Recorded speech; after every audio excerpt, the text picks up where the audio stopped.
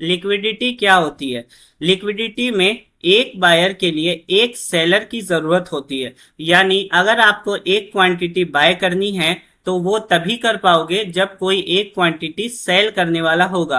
तो अगर एक बायर होगा एक सेलर होगा तो बायर और सेलर दोनों आपस में डील कर लेंगे, तो इस तरह से ट्रांजेक्शन पूरा हो जाएगा। इसी को कहते हैं लिक्विडिटी। यानी अगर किसी को कार बेचनी है तो वो तभी बेच पाएगा जब कोई खरीदने वाला होगा, तो खरीदने वाला खरीद लेगा, बेचने वाला बेच देगा। तो इस तरह से मार्केट चलता रहेगा, बिजनेस चलता रहेगा। लेकिन मार्केट में क्या प्रॉब्लम होती है कि यहाँ पर ये ऑपरेटर्स भी होते हैं। अब ऑपरेटर्स की सबसे बड़ी प्रॉब्लम क्या होती है कि इनको बहुत बड़ी क्वांटिटी में ट्रेड लेनी होती है। मान लो कि 1 करोड़ क्वांटिटी से इनको ट्रेड लेनी है, बाय करना है, तो ये बाय तभी कर पाएंगे जब 1 करोड़ सेल करने वाले होंगे। अब रिटेलर्स में तो इतनी ताकत है नहीं कि वो 1 करोड़ क्वांटिटी सेल कर पाए, तो अब ये लोग कैसे बाय कर पाएंगे? तो ये होती है सबसे बड़ी प्रॉब्लम ऑपरेटर्स की कि उनको ट्रेड एग्जीक्यूट करने में, ट्रेड लेने में दिक्कत होती है, क्योंकि उनको 1 करोड़ सेल तो मिलेगा ही नहीं। क्योंकि अभी तक क्या चल रहा था, एक रिटेलर था, एक रिटेलर सेल करने वाला था, एक रिटेलर बाय करने वाला था, तो उनका तो ट्रांजेक्शन पूरा हो रहा था, मार्केट साइडवेज चल रहा था, कोई दिक्कत नहीं थी। लेकिन दिक्कत कब हुई? जब ये बोला कि मुझे तो 1 करोड़ बाय करना है। अब मार्केट के पास 1 करोड़ है नहीं, तो अब वो क्या करेगा? तो फिर अपना वो सारा खेल शुरू करेगा जिसको कहते हैं ट्रैप। यानी मार्केट अब रिटेलर्स को ट्रैप करेगा, किसी भी तरीके से वो 1 करोड़ सेल की क्वांटिटी मार्केट में अवेलेबल करवाएगा ताकि ऑपरेटर्स 1 करोड़ क्वांटिटी बाय कर पाए। तो इसीलिए सारे ट्रैप्स होते हैं, इसीलिए सारे लॉजिक्स होते हैं। यही लॉजिक का सबसे बेस है लिक्विडिटी। तो समझ गए लिक्विडिटी क्या होती है? ऑपरेटर्स को 1 करोड़ की क्वांटिटी लेनी है मान लो, ठीक है, तो अब इसको चाहिए 1 करोड़, सेलर्स तभी ले पाएगा। तो अब ये सारा खेल रचेगा, सारे ट्रैप्स बुनेगा, सब कुछ करेगा ताकि किसी भी तरीके से 1 करोड़ सेलर्स मार्केट में आ जाएं, वो सेल साइड में अपनी क्वांटिटी ले ले, ताकि इस ऑपरेटर को अपनी क्वांटिटी लेने में आसानी हो। फिर क्या है, जब मार्केट में एंटर होगा तभी तो वो ऊपर ले जाएगा, अगर एंटर ही नहीं हो पाएगा तो कैसे ले जाएगा?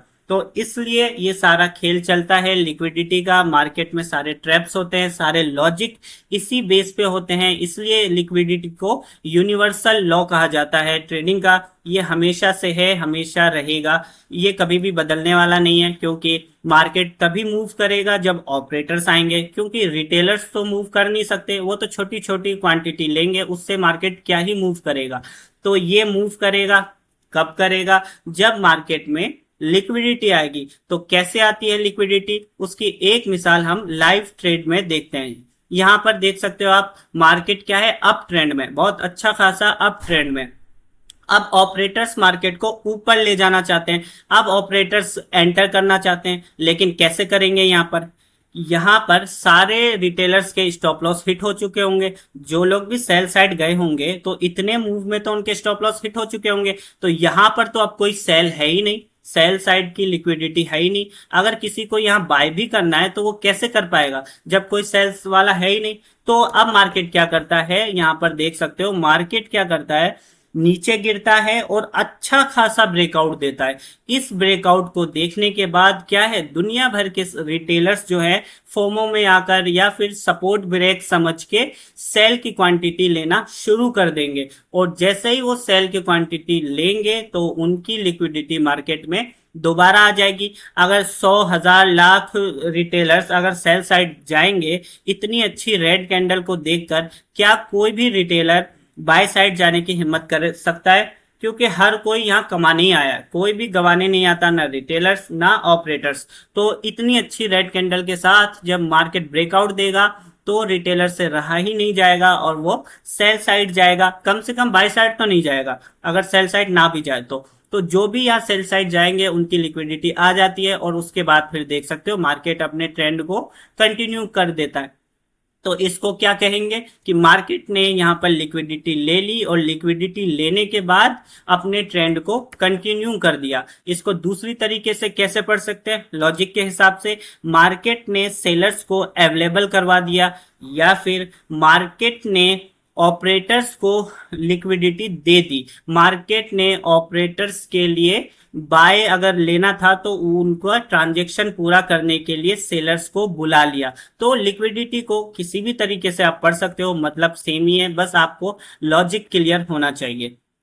तो ट्रेंड, तो अप ट्रेंड को मार्केट, तो मार्केट जब भी अप ट्रेंड में होगा तो वो किसकी लिक्विडिटी लेगा, किसको बुलाएगा, सेलर्स को बुलाएगा। क्यों बुलाएगा? क्योंकि अगर उसको मान लो कि यहां तक जाना है तो वो कैसे जा पाएगा, रिटेलर्स के स्टॉप लॉसेस के भरोसे जाएगा। लेकिन स्टॉप लॉसेस तो बाद में हिट करेगा, उससे पहले एंटर तो करें ऑपरेटर्स। ऑपरेटर्स एंटर कैसे करेंगे? जब उनको सेलर्स मिलेंगे। अगर मान लो यहाँ पर ऑपरेटर्स को 1 करोड़ बाय करना है तो यहाँ तो वो कर ही नहीं पाएगा, क्योंकि जो रिटेलर्स यहाँ सेल किए थे, यहाँ उन सब के तो स्टॉप लॉस हिट हो गए होंगे यहाँ पर। तो अब यहाँ तो कोई सेलर है ही नहीं, इसलिए मार्केट को नीचे आना पड़ता है ताकि रिटेलर्स आए, सेलर्स आए, वापस से मार्केट में सेल की क्वांटिटी आ जाए, ताकि फिर रिटेल ऑपरेटर्स जो है यहाँ पर बाय करेंगे और मार्केट इस तरह से ऊपर जाएगा।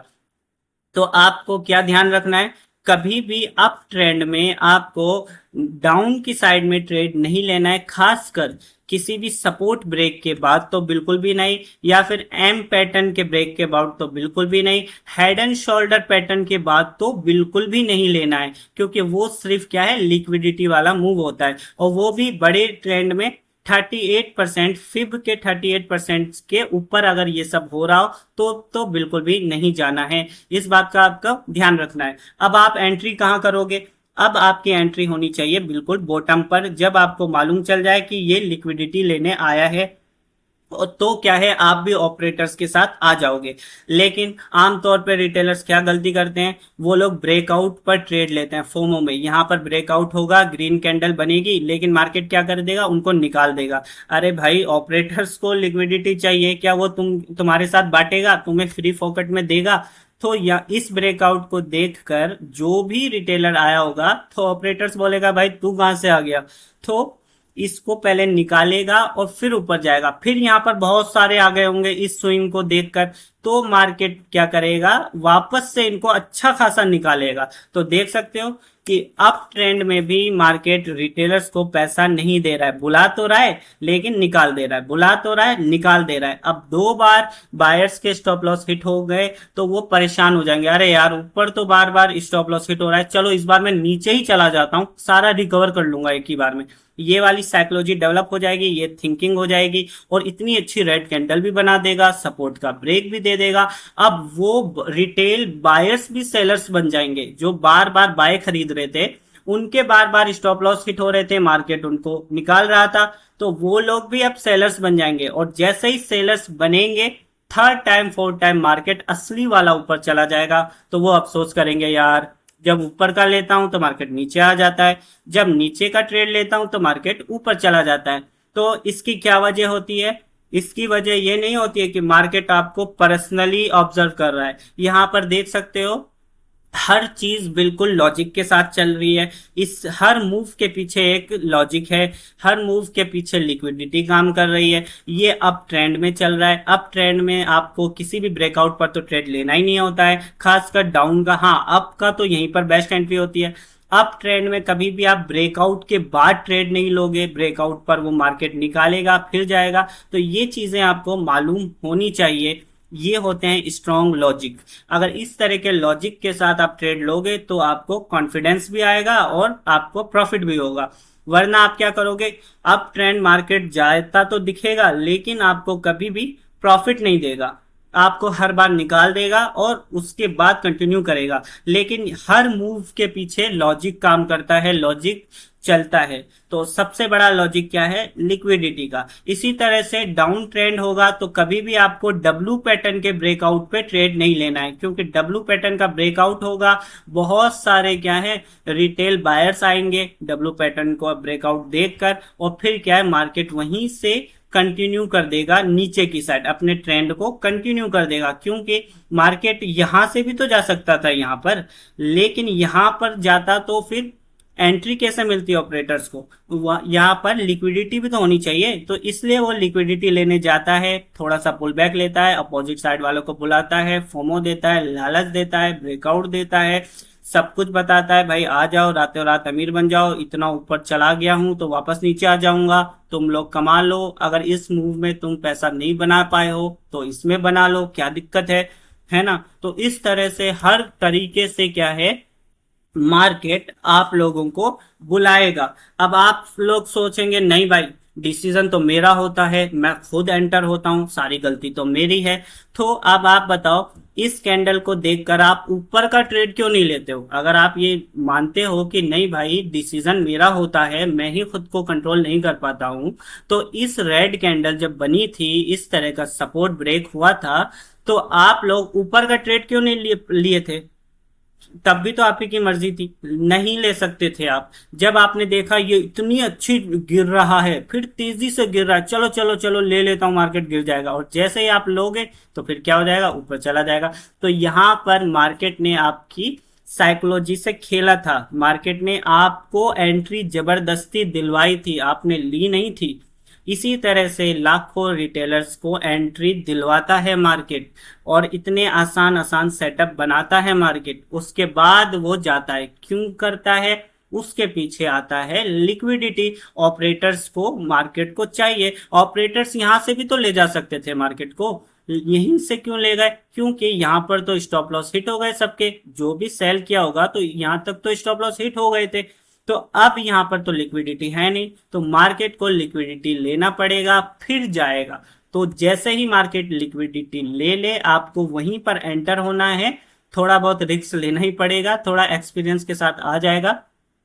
इतनी बड़ी रेड कैंडल देखने के बाद हर कोई अच्छा अच्छा घबरा जाएगा, भाई अपोजिट में कैसे ले लूं, इतना अच्छा रेड कैंडल बन रहा है। लेकिन अगर आपको मालूम होगा कि मार्केट तो अप ट्रेंड में चल रहा है, अप ट्रेंड में किसको बुलाता है? सेलर्स को बुलाता है। भाई जब मार्केट अप ट्रेंड में है तो सेलर्स को क्यों बुला रहा है? सेलर्स को इतनी आसानी से क्यों पैसा देने की कोशिश कर रहा है? भाई ऊपर जाना चाहिए था। और सेलर्स क्या है, रिटेलर्स एक्सपेक्टेशन में भी बैठे होंगे कि मार्केट तो इतना अच्छा मूव कर चुका है, इतना ऊपर जा चुका है, ठीक है, इस तरह से मार्केट जा चुका है तो अब नीचे भी आना चाहिए। तो ये सब करके क्या है, सेलर्स यहाँ पर आएंगे, नीचे का मूव देगा, और जैसे ही वो नीचे की तरफ बुलाए अप ट्रेंड में, तो बिल्कुल भी नहीं जाना है। अगर नीचे जाना भी है तो ज्यादा से ज्यादा क्या है, आप किसी भी ब्रेकआउट के बाद जा सकते हो, किसी भी मार्केट का ब्रेकआउट देगा ग्रीन कैंडल से, तो अब यहाँ फिर दिल धक धक होगा, यार ग्रीन कैंडल बना रहा है, इतना स्ट्रांग जाता हुआ दिख रहा है, मैं कैसे नीचे का ट्रेड ले लूं? लेकिन आपको लॉजिक मालूम होगा, आपको काम करने का तरीका मालूम होगा, तो फिर कोई दिक्कत नहीं होगी, और एक्सपीरियंस भी होगा। तीनों चीज अगर होगी तो फिर आप क्या है, अप ट्रेंड को किसी भी डायरेक्शन में आप ये वाले मूव भी पकड़ पाओगे और ये वाले मूव भी पकड़ पाओगे। और अगर आपको लिक्विडिटी का नहीं मालूम होगा तो इसमें भी स्टॉप लॉस हिट होगा और इसमें भी स्टॉप लॉस हिट होगा। तो ये है लिक्विडिटी का पूरा खेल। क्यों खेलते हैं वो आपको मैंने इस वीडियो में पूरा बता दिया। तो अगर आपका कोई भी सवाल है, अभी भी कुछ बात समझ में नहीं आई, तो कमेंट करके पूछ सकते हो। तो फिर मिलते हैं फिर किसी और वीडियो में, तब तक के लिए बाय।